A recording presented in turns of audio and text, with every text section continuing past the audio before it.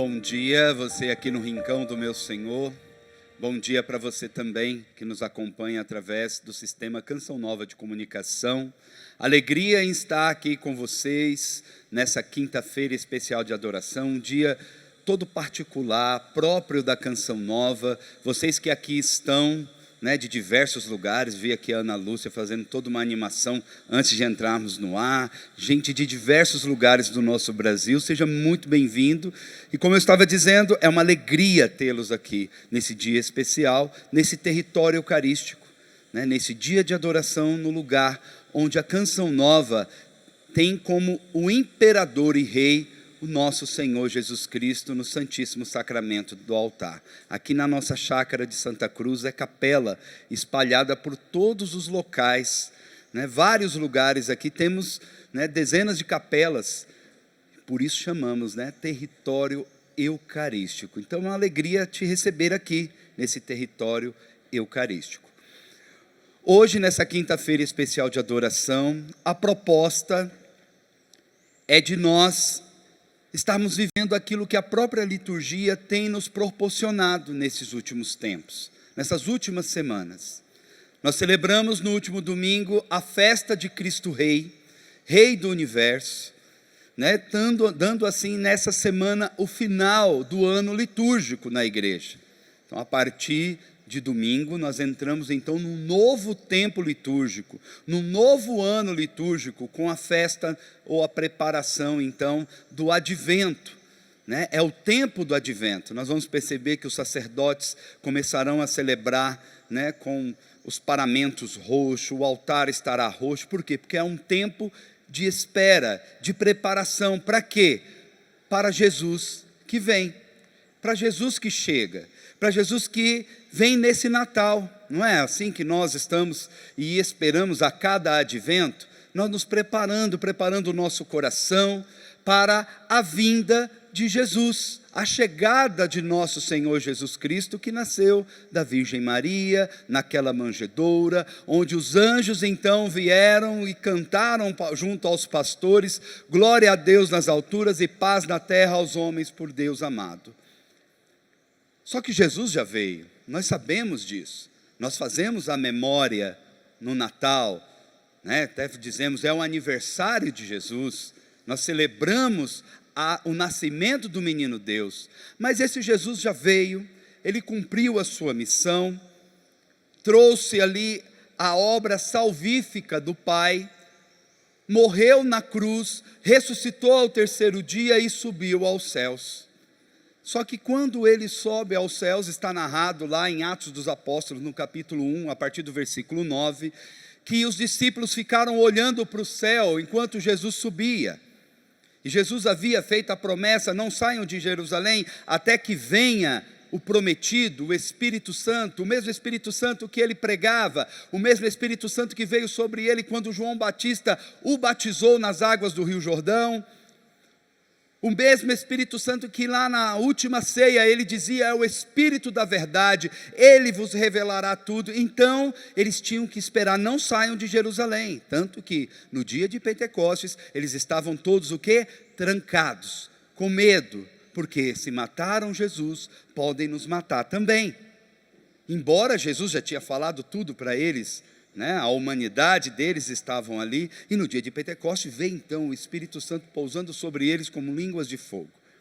Só que nesse episódio, nesse momento em que Jesus sobe aos céus, enquanto eles estão olhando para o céu, e Jesus, as nuvens cobrem Jesus, e ali os discípulos não podem mais ver Jesus, ou seja, ele é entronizado, não nesse céu que nós estamos vendo aqui, ele é um símbolo isso, essa nuvem que cobre, ou seja, Jesus está no céu, à direita de Deus Pai, como nós proclamamos na nossa profissão de fé, no nosso credo. Mas naquele momento vem um anjo perto daqueles discípulos e diz: por que vocês estão olhando para cima? Esse mesmo Jesus que vocês estão vindo subir, ele vai voltar do mesmo modo como vocês viram ele subindo. Então isso é uma promessa, porque o Cristo, o tempo inteiro na sua vida pública, ele ia pregando isso, de que ele voltaria, de que haveria a volta do Filho do Homem. Embora na igreja nós não vemos muito se proclamar de maneira muito incisiva, né? Embora pregamos, mas não é incisivo falar da vinda de Jesus. Por quê? Porque quando se fala da vinda de Jesus, o que é que você pensa? É o fim do mundo, não é? Quando acontece qualquer catástrofe, o que é que vocês falam? O que é que nós falamos? É fim do mundo mesmo, né? Acontece aí coisas absurdas, é o fim do mundo. E o fim do mundo traz o que no nosso coração? Medo, pavor. Mas a mensagem da vinda de Jesus, ela precisa ser uma mensagem de esperança. Ela precisa ser uma mensagem que enche o nosso coração de alegria, porque o Senhor virá. Ele virá. E nós estamos aqui num lugar onde um profeta gastou a sua vida pregando a esse respeito. Não conheço nenhum outro pregador que pregou tanto sobre a parousia, a escatologia, a vinda gloriosa de Jesus como o Padre Jonas Abib. Não conheço outro pregador. Outros pregam, mas como o Padre Jonas não se tem. E nós estamos nessa casa. E nós, como filhos do Padre Jonas que somos, precisamos levar à frente esse legado. O legado que ele deixou, a pregação que ele fez, a profecia que ele trouxe, essa profecia precisa continuar a ecoar através dos seus filhos, através daqueles que Deus deu como vocação à Canção Nova.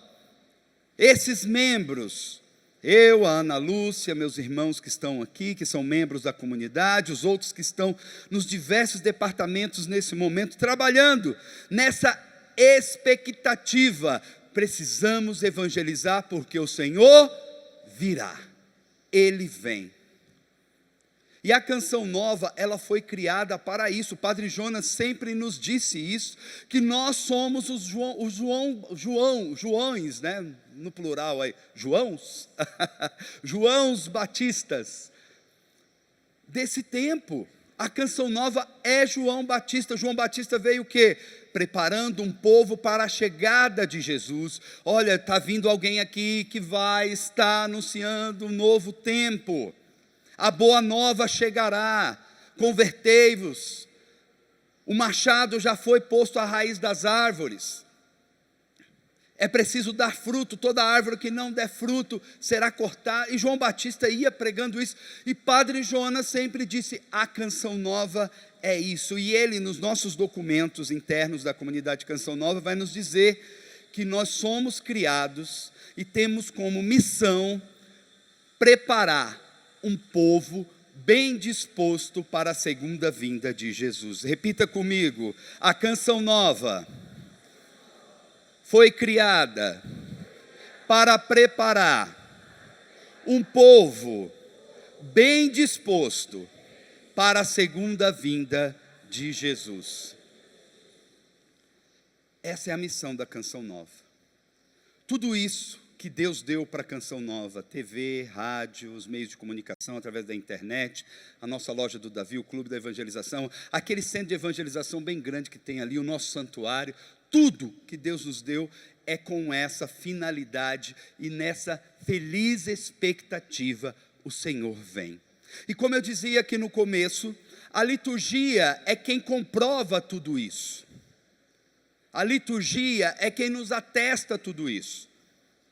Nas últimas semanas a gente está vendo ali Jesus falando sobre a vinda gloriosa, as suas parábolas, né? Os seus ensinamentos. Alguns domingos atrás nós víamos ali a parábola das 10 virgens, as 5 prudentes, as 5 imprudentes, aquelas que não vigiaram, não levaram o óleo, então, empresta o seu óleo, e aquelas que tinham falado, não podemos, se a gente emprestar o óleo para você agora, a gente vai ficar sem, o noivo vai chegar, vai entrar e eu vou ficar de fora, então elas foram comprar, quando voltou o noivo já tinha voltado, tudo voltado a essa realidade da escatologia. No último domingo, nós vimos Jesus dizendo que na vinda do Filho do Homem, Ele separará as ovelhas dos cabritos. Né? Tem até uma linguagem muito bonita, até pelo encontro que nós tivemos, né? Mandou aqui um abraço para os meus irmãos e amigos agora da obra Lumen, que esteve um encontro no final de semana, né? Voltado, né? E providencialmente foi esse evangelho, né? Estava com fome, deste de comer, estava com frio, deste de beber, estava preso, fosse me visitar. Quando foi que aqueles pequeninos foram a esses que você fez, e então foi a mim mesmo que vocês fizeram, né? Mas é voltada a essa realidade da escatologia, da vinda gloriosa de Jesus. E na proposta da quinta-feira de adoração, desse dia 30 de novembro, já entrando então nessa expectativa que nesse final de semana teremos um encontro chamado Maranatá, Padre Roger, Luiz, Rafael Brito, Darlene, enfim, muita gente boa que vai estar aqui nesse final de semana para falar desse tema. E já nessa quinta-feira de adoração, queremos falar exatamente desse livro de Padre Jonas Abib, Céus Novos e uma Terra Nova. Nós temos na nossa loja virtual, loja.cançãonova.com, para você que está em casa. Você que está aqui pode ir até a nossa livraria, a nossa loja, lá você vai encontrar. E Padre Jonas vai estar tratando diretamente desse assunto aqui nesse livro. Novos céus e uma nova terra.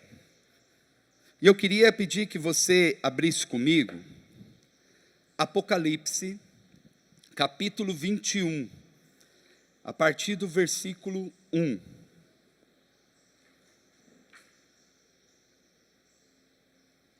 Apocalipse, capítulo 21, lá no final da Bíblia. É o penúltimo capítulo da Bíblia. O subtema que tem aqui é Novo Céu e Nova Terra. Foi daqui que Padre Jonas Abib começou a trazer as inspirações do Espírito para tecer esse livro. E para introduzir todo esse momento, o apóstolo São João, que foi o único apóstolo dos 12 que não sofreu martírio, todos os outros foram ou decapitados ou crucificados, um inclusive de ponta cabeça. Hoje nós celebramos Santo André, que também foi, né, crucificado de ponta cabeça em forma de X, né, não em cruz, mas a cruz dele era em forma de X, por isso que ele traz na sua imagem, né, aquele estandarte com aquele X, né? Mas de todos os apóstolos, de todos os discípulos, entre os 12, o único foi São João, que morreu de morte natural, a gente acredita, a gente pensa, já velho. Estava preso na ilha de Patmos, como prisioneiro por anunciar Jesus. E lá, nesse lugar, nessa prisão, na ilha de Patmos, ele teve uma experiência extraordinária da graça de Deus, de revelações para o futuro, para coisas do futuro, coisas que traziam, que muitas vezes é complexo, né? Quando você lê o Apocalipse, você fala, nossa, eu não estou entendendo o que é difícil, né? Precisamos de ajuda, precisamos de auxílio. Mas nessa passagem, João tem então essa revelação, ele tem essa visão profética. Vi então um novo céu e uma nova terra, pois o primeiro céu e a primeira terra desapareceram, e o mar já não existia. Eu vi descer do céu, de junto de Deus, a cidade santa, a nova Jerusalém, como uma esposa ornada para o esposo. Então João estava lá na ilha de Patmos, e lá ele teve essa revelação, uma imagem de uma cidade santa, um novo céu e uma nova terra. Foi descendo, ele viu uma cidade santa, a nova Jerusalém, linda. Vocês já viram num casamento, né? E é engraçado, há poucos dias atrás, há uns 15 dias atrás, nós tivemos casamento da Canção Nova aqui, de alguns membros, 4 irmãos, 4 casais de irmãos casaram, né? Tudo numa mesma celebração. E é engraçado, porque quando a gente chega Na hora do casamento, entra o noivo, todo mundo até aplaude, né? Mas quando entra a noiva, meu amigo, aí vai todo mundo lá para o canto do banco, até as pontas da igreja fica tudo vazia, né? Que todo mundo acumula o celular, vamos ver essa noiva, porque é linda, né? Ela se apresenta linda, né? Aquele vestidão, algumas com um véu bem grandão, esticado. A minha esposa mesmo, quando nós casamos, a Elisângela, inclusive eu e a Elisângela casamos no mesmo dia que a Ana Lúcia e o Carlos Biagione, né? A gente lá em São Paulo na missão, eles aqui em Cachoeira, mas é no mesmo dia 16 de fevereiro de 2013, tá vendo? Eu não esqueci. A Elisângela, que está me assistindo lá em casa, que ela está com o Rafael, que está meio doente, já deve falar, opa, já está dando joia para mim, ó, que bom, ainda bem, senão ia ter problema em casa, né, Ana? Mas é linda ver a esposa, a noiva entrando, aquela beleza. E que João viu, ele comparou a uma noiva entrando para o casamento. Era tão linda aquela cidade, era tão vislumbrante, que ele olhou e disse assim: tal qual a esposa ornada, vestida, pronta, entrando naquele altar, naquele corredor de igreja, para o esposo.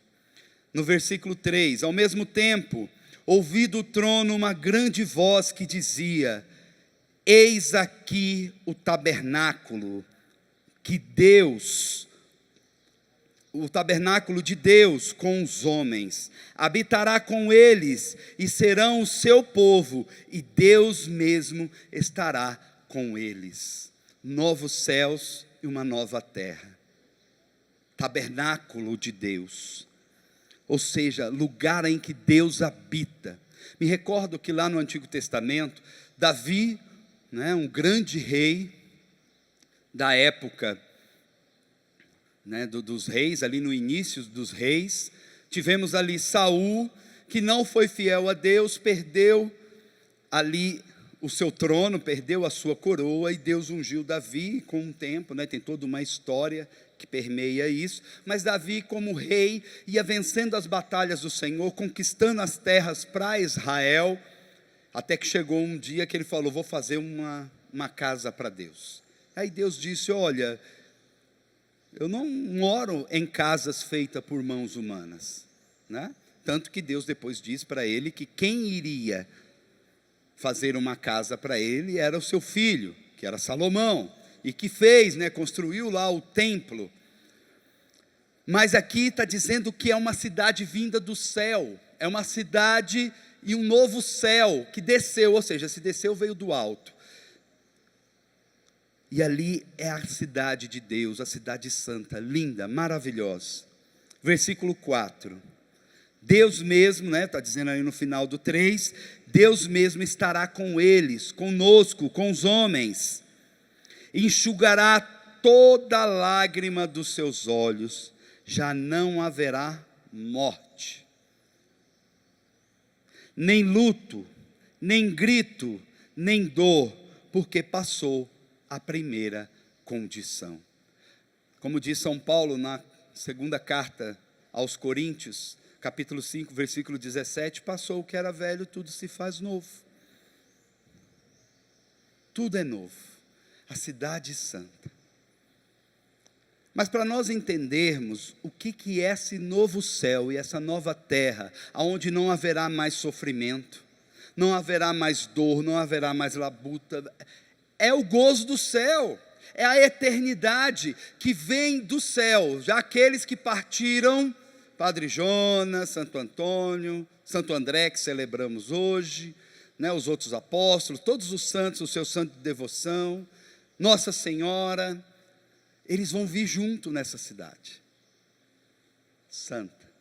E nós também queremos estar nessa cidade, habitando com Deus, habitando eternamente com o Senhor. Mas para que nós sejamos, de fato, cidadãos do céu, como diz São Paulo, para sermos, de fato, pertencentes a essa cidade santa, a esse novo céu, a essa nova terra, precisamos entender uma coisa. Primeiro, por que Jesus tem que voltar? Por que que Jesus precisa retornar? Por que que a sua promessa é essa, de que Ele vem? Ele vem porque Ele precisa estabelecer o seu reino. O reino primeiro, que o Pai pensou desde sempre, quando Ele pensou em nós, na humanidade, quando Ele criou Adão e Eva, quando Ele criou todas as coisas, porque é lindo nós vermos no Gênesis, ali no capítulo 1, Deus vai fazendo, e Deus viu que era bom.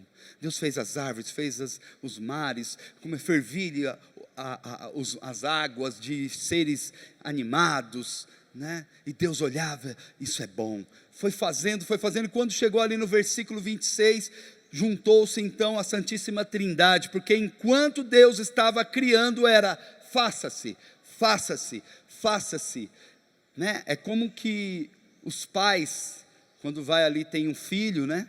Está lá o casal, aí vem um filho, se engravida, aquela alegria, tem aquele negócio agora de chá de revelação, que solta aquele negócio rosa quando é menina, solta azul quando é menino, é aquela festa, né?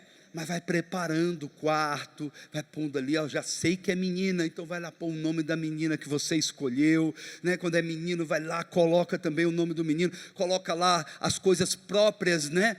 Da sexualidade da criança, né? Aquilo que é de menina própria, aquelas cores mais leves do menino também, enfim, você vai preparando, porque vai chegar. Foi assim que Deus criou o mundo, Ele foi criando nessa expectativa, Ele vai chegar. Aí no versículo 26 de Gênesis, chega ali, Deus fala bem assim: façamos o homem segundo a nossa imagem, segundo a nossa semelhança. Façamos. Então juntou o Pai, o Filho e o Espírito Santo naquele momento, e é interessante, porque está no plural, era faça-se, faça-se. Agora chegou o grande momento. Chegou o grande momento, é para eles que nós estamos fazendo tudo isso aqui. Façamos a nossa imagem e segundo a nossa semelhança. Porém, Padre Jonas vai narrar para nós nesse livro aqui, Novos Céus e Nova Terra, ele vai dar uma pincelada para nós a respeito do que aconteceu.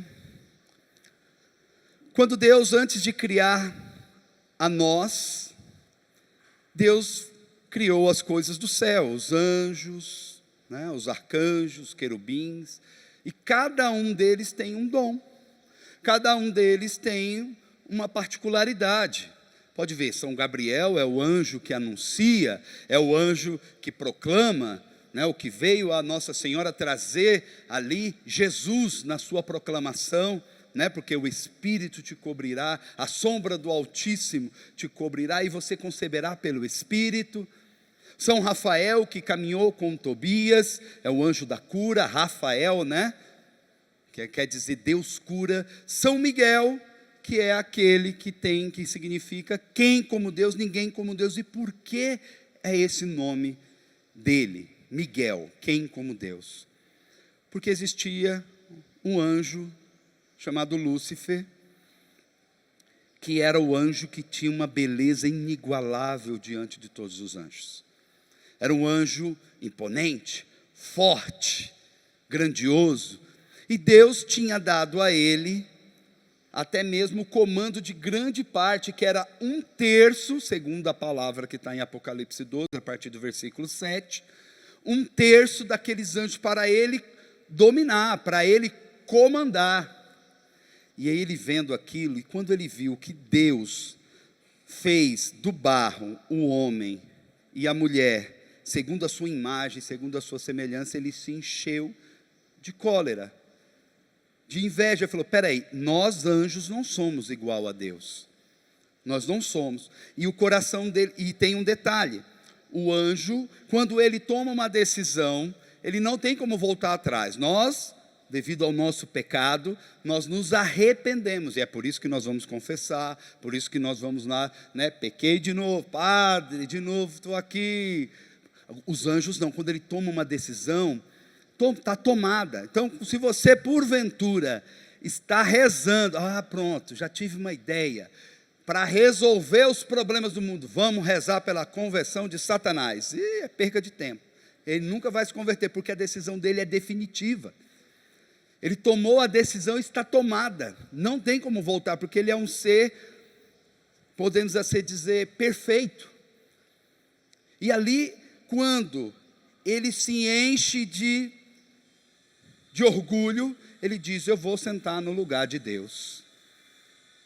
E aí, segundo a palavra de Deus vai nos dizer, que há uma batalha no céu. Miguel e seus anjos lutaram contra Lúcifer, e ele não prevaleceu. Ele e seus demônios caíram para a terra, segundo Apocalipse está marcando para nós, está nos revelando, né? Tanto que alegrai-vos vós estáis no céu, né? Mas cuidado quem está na terra, porque o demônio desceu para vós cheio de grande ira, sabendo que pouco tempo lhe resta, ou seja, tem um tempo determinado para ele, e ele sabe que esse pouco tempo é pouco tempo. Então, quando Satanás cai sobre a terra, ele seduz então Adão e Eva, para quê? Para que eles pudessem pecar, porque existia uma bendita ou maldita árvore que estava lá. Não coma dessa árvore, que senão vai dar problema. Comeram, né? A Eva foi lá, a serpente falou: come, de ser boba, você vai ficar igual Deus, vai lá, é por isso que ele não quer que você coma, porque senão você vai ficar igual ele, você vai saber tudo que é bom, o que é mal. A bobona foi lá e comeu, e deu para o bobão, e o bobão comeu também. Aí nós estamos aqui nessa condição de pecado, né? E aí o pecado entrou no mundo, eles são expulsos do Éden. E aí, a partir de então, nós lembramos do que o demônio fez com Jesus quando ele jejuou 40 dias. Pensa, Jesus 40 dias no deserto jejuando. Nós lembramos isso na quaresma, né? E esses 40 dias se lembra dos 40 anos do deserto do povo de Israel, e assim por diante.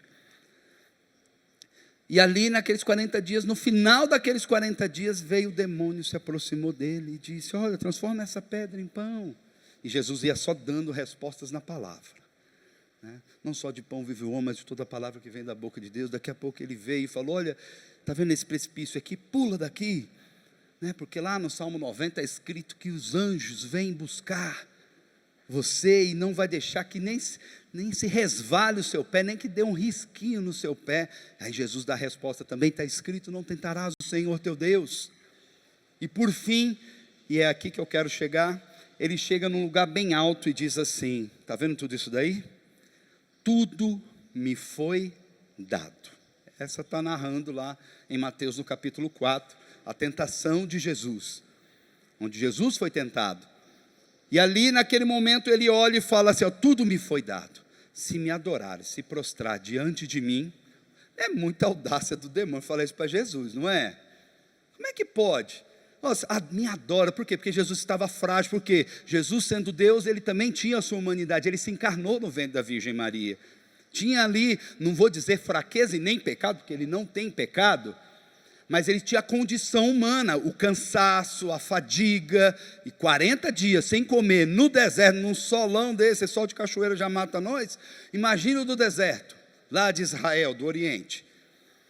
E ali ele prostra aqui que eu dou tudo isso para você, porque tudo me foi dado.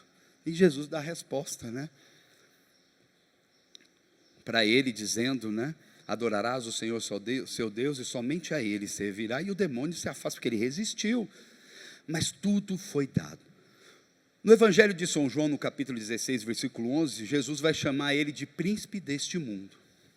Ele é príncipe deste mundo. Quem é o príncipe? Não é aquele que governa? Né? Ele não é o rei desse mundo, ele é o príncipe, porque ele tomou posse das coisas desse mundo. Então, meus irmãos, há dois reinos em que nós vivemos: o reino do demônio, no qual ele domina, que é o mundo, é o que nós chamamos do mundo. São João vai dizer na sua primeira carta, no capítulo 5, versículo 19, o mundo jaz sob o maligno. Jaz. O que é jaz, né? A gente vai lá no cemitério, né? Está lá escrito, né? Aqui jaz fulano de tal, nascido dia tal, morreu no dia tal. Não é? Não está escrito lá? Jaz, ou seja, ele permanece ali. Aqui permanece. Então o mundo permanece no maligno. Esse é o reino do demônio. O Padre Jonas fala sobre esses dois reinos. E existe o reino de Satanás, com tudo isso que nós vamos vendo aí no nosso mundo. Todas essas atrocidades, todo pecado, toda ganância, toda situação de descaracterizar o ser humano, que é a imagem e semelhança de Deus. Essa é a obra do inimigo. E existe o reino de Deus. Tem uma passagem aqui em Lucas, no capítulo 21, em que ele vai dizer o seguinte, aliás, é no capítulo 17, quando Jesus está falando da sua vinda gloriosa. Os fariseus perguntaram um dia a Jesus, quando é que viria o reino de Deus? E Jesus respondeu, o reino de Deus não virá de um modo ostensivo. O reino de Deus não vai vir ostensivamente, ou seja, imponentemente. A vinda gloriosa sim, o reino não. Olha o que Jesus está dizendo. Nem se dirá, ele está ali, ou ele está aqui, pois o reino de Deus já está no meio de vós. Jesus, quando entrou na sua vida pública, no capítulo 1, versículo 15 de Marcos, ele diz assim, completou-se o tempo, o reino dos céus está próximo, ou ele quis dizer, o reino dos céus chegou, eu cheguei, convertei-vos e crede no Evangelho, é o que a gente recebe na quarta-feira de cinza lá, ou a cinzinha, né? Convertei-vos e crede no Evangelho, ou veio do pó voltarás, mas tem esse também. O reino dos céus já está. Gente, quando Jesus chegou, os demônios se aterrorizavam. No Evangelho de São Marcos, no capítulo 3, lá está dizendo o seguinte, que tinha um homem que tinha uma legião de demônios no seu corpo. Ele andava dentro de cemitérios, né, ficava no meio do lugar onde se enterravam pessoas e se ferindo com pedras, o tempo inteiro. Amarrava ele com corrente, ele quebrava as correntes, né? Uma corrente que ser humano, com força humana alguma, poderia romper. E Jesus, quando chega, ele vem correndo aos pés de Jesus e diz, o que você veio nos atormentar? Por que você veio nos atormentar? É o reino de Deus que está no meio de nós. Os doentes são curados, os demoniados são libertos, pessoas são saradas. Esse é o sinal, porque João Batista manda perguntar aos seus discípulos, ó, vai lá, fala para esse Jesus aí, ele mesmo é o Messias, ou temos que esperar outro? Que a minha missão aqui é essa, preparar o caminho dele. Mas você pode confirmar? E quando Jesus falou, aí Jesus disse, olha, o reino dos céus já chegou, os coxos andam, o cego vê, os surdos ouvem, o mudo fala, os demônios são colocados em debandada, o reino dos céus chegou. Gente, o reino de Deus é isso. É a graça de Deus no nosso meio, é a ação de Deus já atuando no nosso meio. E que tudo isso gera o quê? Bondade, transformação na nossa vida, ação do Espírito Santo em nossos corações, nos curando, nos libertando e nos santificando. São dois reinos. Dois reinos. E Jesus precisa vir estabelecer de uma vez por todas o seu reino. Em Pedro, primeira carta de São Pedro, você pode abrir comigo, você que está com a Bíblia, você que está em casa. Aliás, segunda carta de São Pedro, no capítulo 3. Vai dizer o seguinte, Pedro falando sobre a segunda vinda de Jesus. Pedro, primeiro Papa, caríssimos, esta é a segunda carta que vos escrevo. Tanto numa como na outra, apelo às vossas recordações para despertar em vós uma sã compreensão e para vos lembrar as predições dos santos profetas, bem como o mandamento de nosso Senhor e Salvador Jesus Cristo. ensinado por vossos apóstolos. Sabei antes de tudo o seguinte: nos últimos tempos virão escarnecedores, cheios de zombaria, que viverão segundo as suas próprias concupiscências, as suas paixões, seus desvarios, as suas pecaminosidades. E eles dirão: onde está a promessa de sua vinda? Desde que nossos pais morreram lá atrás, tudo continua como desde o princípio do mundo. Vocês ficam falando de que Jesus vai voltar, mas não volta. Olha lá Pedro falando. Versículo 5: esquecem-se propositadamente que desde o princípio existiu os céus e igualmente uma terra, que a palavra de Deus fizera surgir no seio das águas, no meio da água. E desse modo o mundo de então parecia afogado na água. Mas os céus e a terra que agora existem são guardados pela mesma palavra divina e reservados para o fogo no dia do juízo e da perdição dos ímpios. Mas uma coisa, caríssimos, de que não vos deveis esquecer: um dia diante do Senhor é como 1000 anos, e 1000 anos como um dia. O Senhor não retarda o cumprimento da sua promessa, como alguns pensam, mas usa de paciência para convosco, não quer que alguém pereça, ao contrário, quer que todos se arrependam, e se salvem. 1 Timóteo capítulo 4 vai dizer isso. A vontade de Deus é a salvação de todos os homens. Versículo 10 aqui: entretanto, virá o dia do Senhor como ladrão. Naquele dia os céus passarão como um ruído, os elementos abrasados se dissolverão, e será consumida a terra com todas as obras que ela contém. Uma vez que todas essas coisas se hão desagregar, considerai qual deve ser a santidade de vida e da vossa piedade, enquanto esperais e apressais o dia do Senhor, o dia de Deus, esse dia em que se hão dissolver os céus inflamados e se hão difundir os elementos abrasados. Nós, porém, segundo a sua promessa, esperamos novos céus e uma nova terra, nos quais habitará a justiça.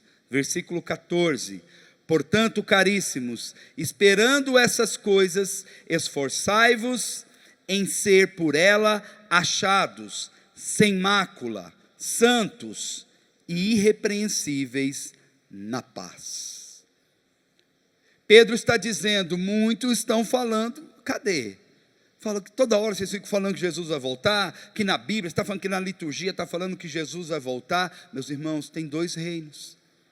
Existem 2 reinos: o reino do inimigo, que Jesus o chama de príncipe desse mundo. Ele jaz sobre o maligno, o mundo já está estabelecido no maligno. E existe o reino de Deus. E hoje nós precisamos fazer uma escolha, porque o Senhor virá, como diz Pedro, vai vir como no dia de ladrão. Você sabe a hora que o ladrão vai chegar na sua casa? Se você soubesse, você só trancava na hora que o ladrão chegava, não é? Não, mas a gente vai lá, se prepara, tranca tudo, fecha tudo, janela, porta. Você saiu da sua casa, você que está aqui, você deixou tudo fechadinho lá, fechou a sua casa, não foi? Trancou tudo, portão, passou o cadeado, a trava, tudo, né? Tem uns que põem aqueles alarmes assim, se tiver alguma coisa, chega até no seu celular aí, alguém mexeu aqui. Mas que você não sabe a hora que vai vir um ladrão, como as mulheres, Paulo vai dizer, vai ser como uma mulher nas dores de parto, sabe a hora que vai romper a bolsa? Não sabe, sabe que ali está chegando, tem sinais. Nós não sabemos o dia e a hora, mas precisamos fazer a escolha pelo reino de Deus. Não podemos mais permanecer no mundo com aquilo que é sendo regido pelo maligno.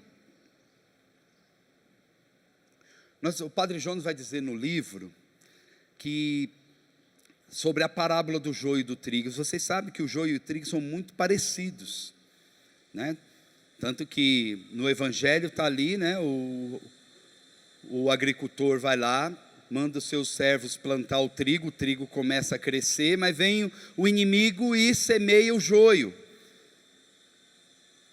para atrapalhar a plantação lá do seu inimigo. E aí quando eles percebem que vai crescendo e está vendo o joio junto com o trigo, aí ele fala, não Senhor, vamos tirar o trigo. Aí ele diz, não, que é o risco de você, vamos tirar o joio, né? Ele falou, não, porque senão você vai arrancar o trigo junto. E aí vai complicar a vida aqui, você vai arrancar o que não deve ser arrancado.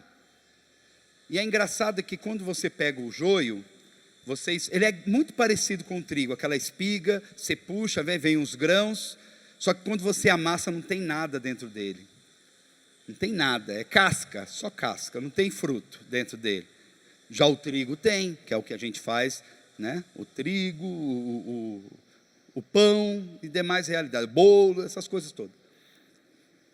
E o Padre Jonas vai dizer exatamente isso, que a demora do Senhor em vir em glória é porque Ele quer salvar, mas vai chegar um momento em que virá, e sabemos que hora que Ele veio, e é engraçado que no Evangelho nem Jesus sabe. Jesus diz, nem o Filho do Homem sabe o dia e a hora, né? Essas alturas já deve ter conversado, já deve estar sabendo, né? Mas quando Jesus estava aqui, que Ele falou no Evangelho, Ele não sabe nem o dia nem a hora que o Pai determinou para a vinda de Jesus. Por isso que Pedro vai nos dizer, sabendo de tudo isso, sabendo, considerai que santidade de vida e piedade que precisamos viver, enquanto esperamos e apressamos. Meus irmãos, isso é muito importante, apressar a vinda do Senhor. Sabe como é que a gente apressa? Não é? A gente apressa a vinda do Senhor da seguinte maneira, vivendo em santidade. Nós vivemos tanto em santidade, a gente tem uma vontade tão grande de viver com Deus, de se entregar a Deus, de romper com o pecado, de querer se entregar ao Senhor, que você vai apressando os passos do Senhor. Eu também quero ir, Ele está me querendo e eu também quero. Uma multidão de gente clamando ao Senhor em santidade, exalando o perfume para o céu, para Deus de santidade. Apressamos a vinda do Senhor, porque o Senhor não determinou o dia nem a hora, mas podemos apressar. Quando nós estamos na missa, o padre consagra, ele diz, eis o mistério da fé. O que é que nós respondemos? Anunciamos, Senhor, a vossa morte, e proclamamos a vossa ressurreição. E a igreja diz, vinde, Senhor Jesus, vinde, Senhor Jesus. Essa deve ser a nossa expectativa.